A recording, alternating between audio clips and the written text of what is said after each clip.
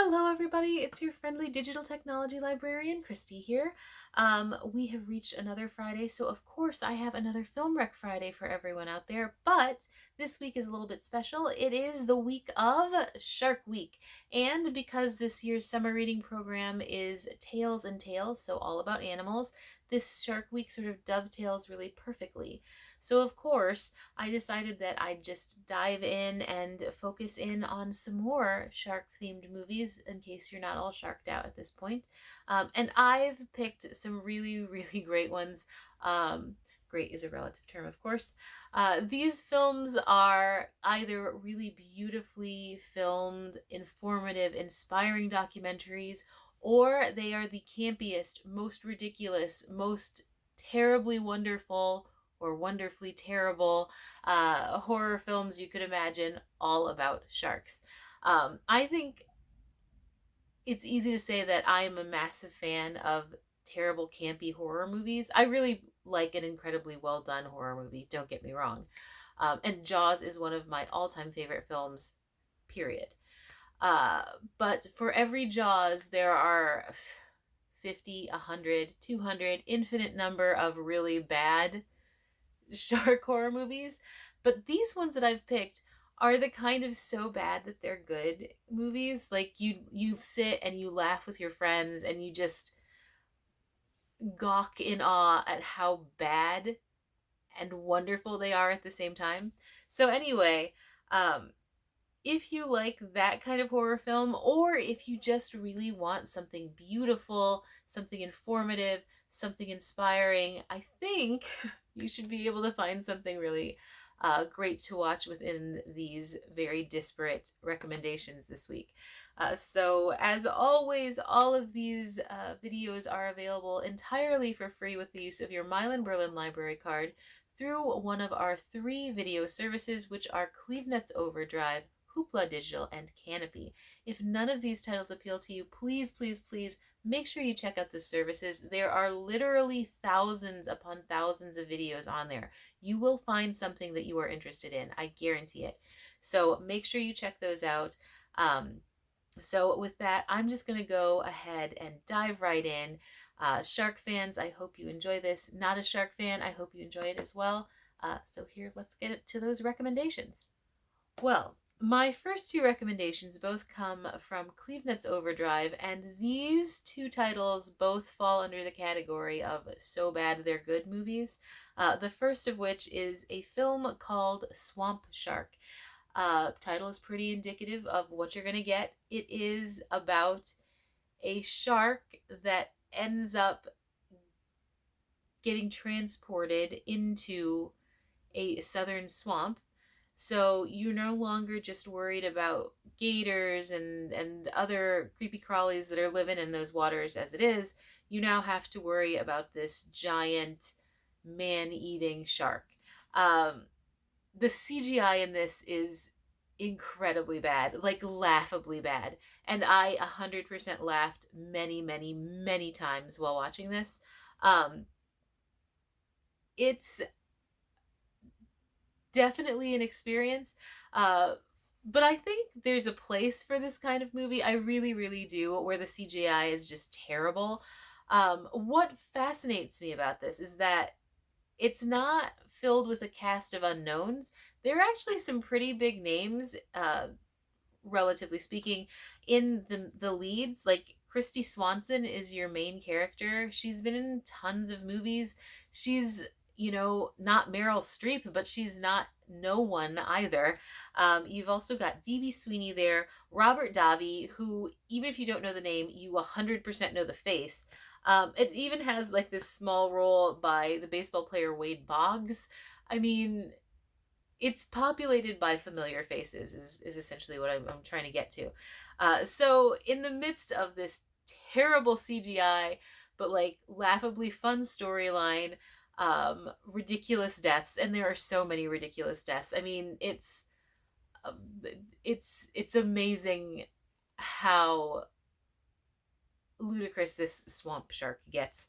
Amidst all of that, you have people that you've probably seen in other TV series and other movies, And I really enjoy things like that. It's a little bit sad at the same time, but primarily very, very enjoyable to see these people that I know being in an utterly ludicrous film.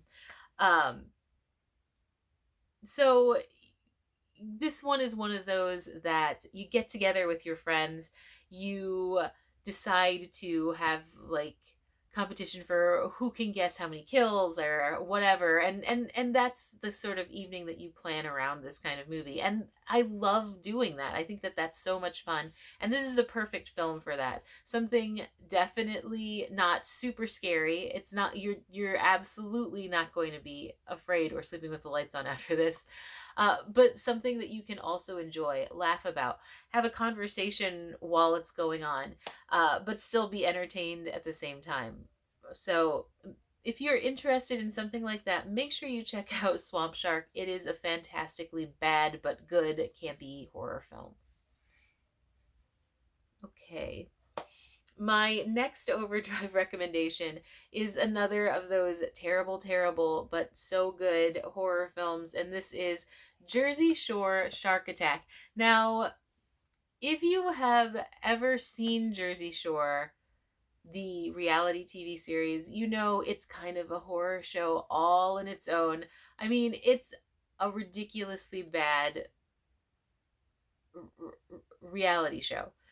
This kind of makes it all better. I mean, the acting in Jersey Shore Shark Attack is probably what you would expect if you're familiar at all with Jersey Shore. You have this record breaking crowd that's converging on the Jersey Shore, and suddenly, due to some environmental reactions, these killer sharks are everywhere and eating tourists left and right, and the remaining Jersey Shore natives must figure out a way to save everyone and to save the day, essentially. Um, there are actually a couple of familiar faces from the Jersey Shore reality show that are part of the cast, but you also have some really familiar faces from, just New York, Jersey film lore in general, people who are part of pop culture, like Paul Sorvino, who's super famous for like Goodfellas, who's also Mira Sorvino's father. He's always playing like gangster roles, things like that. He's definitely a familiar face. He is in this. You've got Jack Scalia, who was in Red Eye. You have NSYNC's Joey Fatone in a small role in here. I mean, you have really prominent members of the pop culture community who pop up in this movie, and it kind of makes it one of those nods to how ridiculous everything is. It's, wink wink nudge nudge, side eye. It's very aware of what it is. This movie isn't trying to be an Oscar winner. It's trying to make you laugh. It's trying to make you giggle with your friends.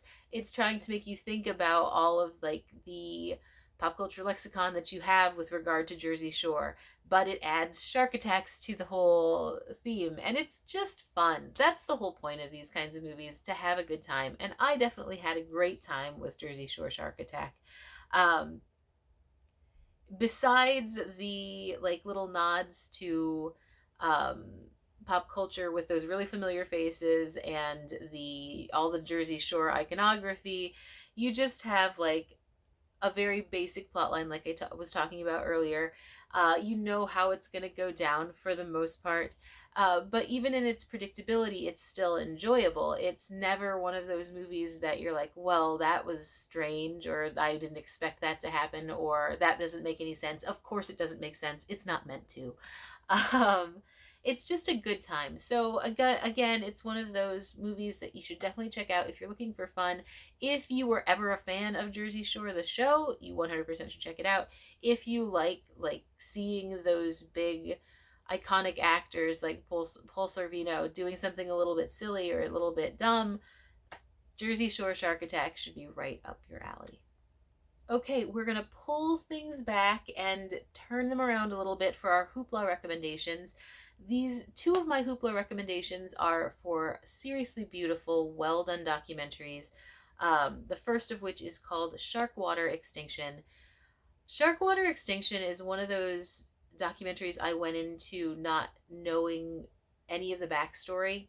Um, so Rob Stewart is the filmmaker responsible for Sharkwater and then the follow up Sharkwater Extinction. He's just this guy who was really inspired to try and expose uh, the massive illegal shark fin industry. He wanted to conserve sharks. He wanted people to look at these animals in a way that was different from, I think, what we're shown we should be thinking of them as. You know, movies like Jaws, movies like The Shallows, we see sharks and we automatically think danger, uh, evil, monstrous things, and you know, they're at the end of the day just animals, just like everything else. Uh, and his big goal in life was to sort of rework that sort of knee jerk reaction that so many of us have when we're thinking about sharks. Much like the whole concept of Shark Week in general, just to inform and to um, teach us how to interpret sharks' actions in a different way. Anyway, I digress. Sharkwater Extinction really dives into that whole concept of the illegal shark trade.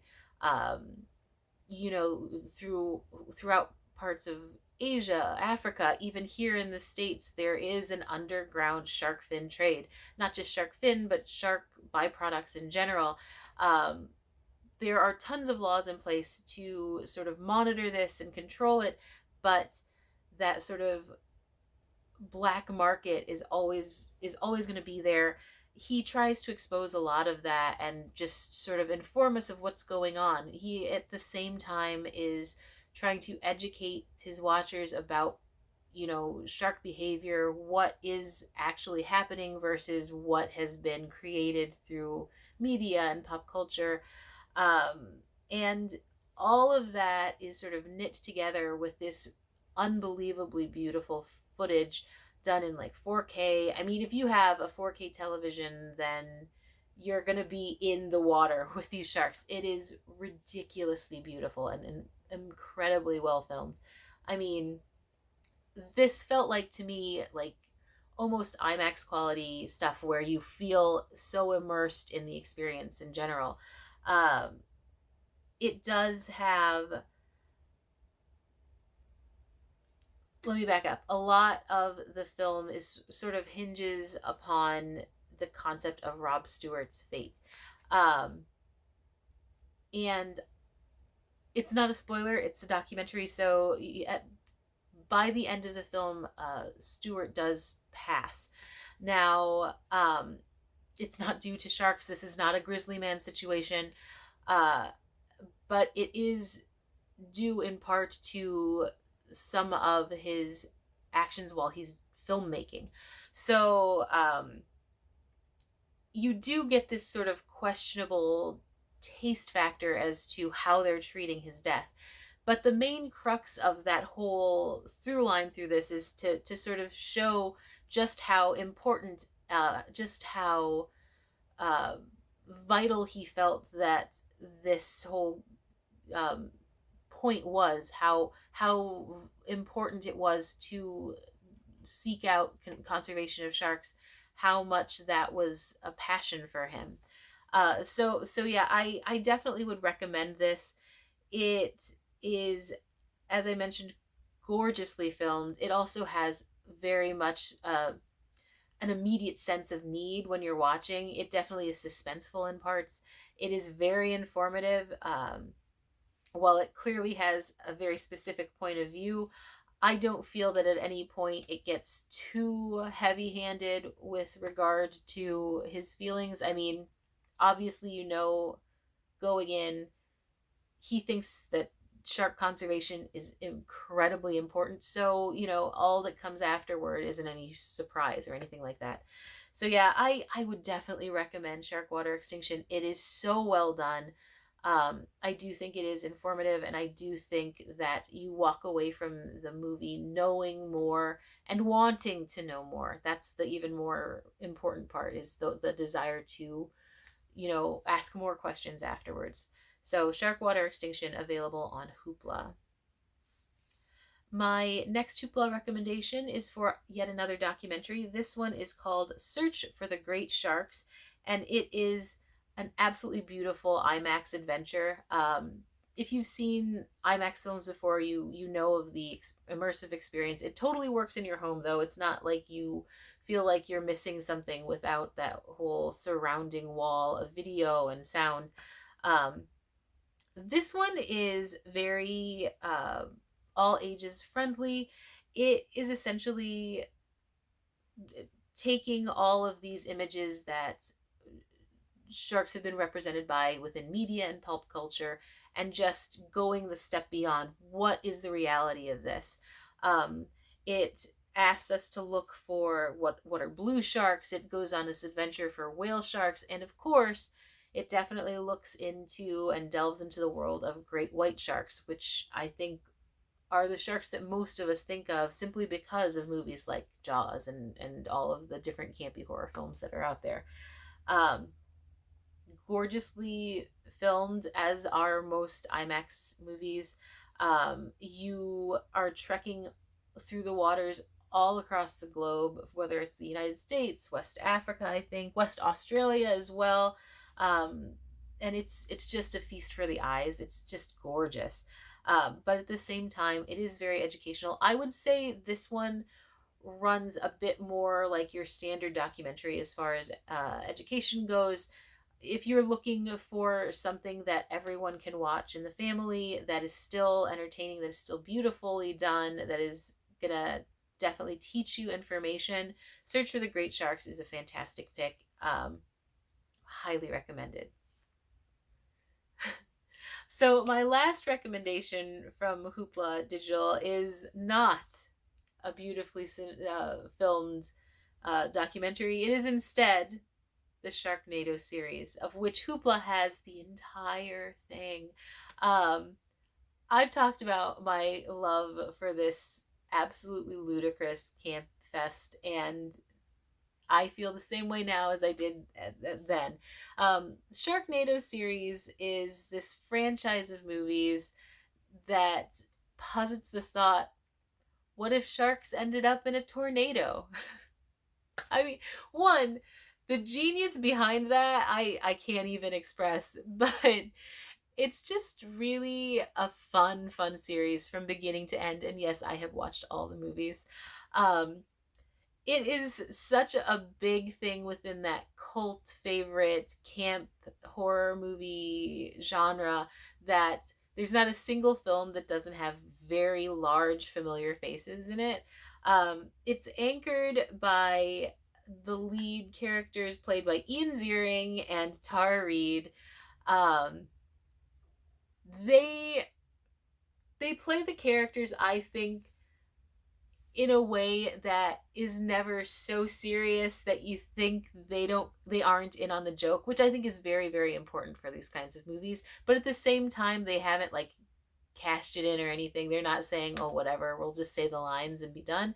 Like, they're in the roles, but they're not trying to be the next Brando, which I can very much appreciate. You also have actors like the late John Hurd plays a character in here. You have Vivica Fox playing characters throughout some of the sequels. You have appearances from Mark McGrath, of all people. It's just a good time. And like I said, the premise is so out there. Sharks in a tornado. The Sharknado. It's amazing. The CGI is one of those things where it's not so terrible that you're absolutely like, what in the world were they even thinking, or what like 5-year-old put this together? But it's also not, you're not talking about Jurassic World here either. It's a low budget horror film, but it's not the lowest budget. You get some, like, I guess mid-grade CGI going on, and it's like it's very fun. Like that's the whole thing. It's almost like a blend of animation and live action. Like when if you've ever watched classic musicals, bet you didn't think we were going to talk about classical musicals during Shark Week. Um, in Anchors Away, Gene Kelly dances with uh, Jerry the Mouse from Tom and Jerry. Very clearly not actually dancing with an animated mouse, but it still sort of works. You're in on that whole experience. I feel like that's very similar to this. You know that's not a real shark. There's no way, it's definitely CGI, but at the same time, it's not terrible, terrible, wonky CGI. It's just not of the caliber that it mixes and matches perfectly with the live action. Um, so entertaining, and that's the key to this whole franchise of movies. They are entertaining as anything else. Um, so if you are looking for something like campy and ridiculous that still has pretty decent acting, that has like a stable of very familiar faces throughout, because that's half of the fun, is recognizing them and being like, isn't that guy from, uh, as well as just good old fashioned, like there's some, they're not like real jump scares, it's nothing like you're gonna get from like a hardcore horror movie, but there's some things that are a little bit surprising, some twists and turns in there. So entertainment really is the name of the game with these, and that's what you're going to get. It is purely a ludicrous fun experience, definitely recommended for like a group of watchers. Always, these kinds of movies are always more fun with friends than they are just sitting in your room by yourself. But this one you can actually, I think, probably watch on your own and still have a good time, because they are quite entertaining. So yes, the entire Sharknado series available on Hoopla Digital. Highly recommended. Okay, my very last recommendation is from Canopy, and it is one more really phenomenal documentary for you. And this one is called Sharks, Stewards of the Reef. Um, as with the other documentaries I've mentioned this week, this one is an utter feast for the eyes. It is gorgeously filmed. And it really just sort of dives in, to the world of sharks and the whole concept of habitat destruction, and what that is doing to these reef ecosystems. How every time one creature is pulled out of those ecosystems, it affects everything else. Um, it's very, very much in the vein of Sharkwater Extinction that we were talking about before, where there's a very clear cut point to it. It does talk about the shark finning trade and how that has very certainly affected things. It interviews a lot of scientists, so you get a more sciency background to a lot of these things. So it's not just like a heart-centric documentary that's leading you to, start writing your congressman, but it's also really basing things on science. Like, these are actual problems. This is going to affect that because XYZ. Um, so I think it walks a really good line between the more impassioned pleas about conservation versus your more straightforward traditional documentaries. It's right down that line, and I think it's very, very effective. Um, so if you are interested in something that is going to pull from both elements, if you want to learn more about reef ecosystems in general, if you are curious about the shark finning trade and how that is actively affecting these ecosystems that we're talking about here, check out Sharks, Stewards of the Reef. Really beautifully done film that I think will appeal to a lot of different people, both conservationists and to more science-minded individuals, people who just want like a really solid documentary as well. Sharks, Stewards of the Reef, excellent, excellent documentary. And with that, I am done with Shark Week. I hope you enjoyed these recommendations. I had a lot of fun putting them together. Again, having such disparate topics of campy horror versus conservation was a lot of fun for me. If you have recommendations about shark movies, please, please, please comment below and let us know what they are. I definitely would love to watch more films, whether they are on the campy end or the documentary end. If you have recommendations for future themes, please comment and let us know about those as well. So with that, thank you so much for watching, and I will see you next week. Bye-bye.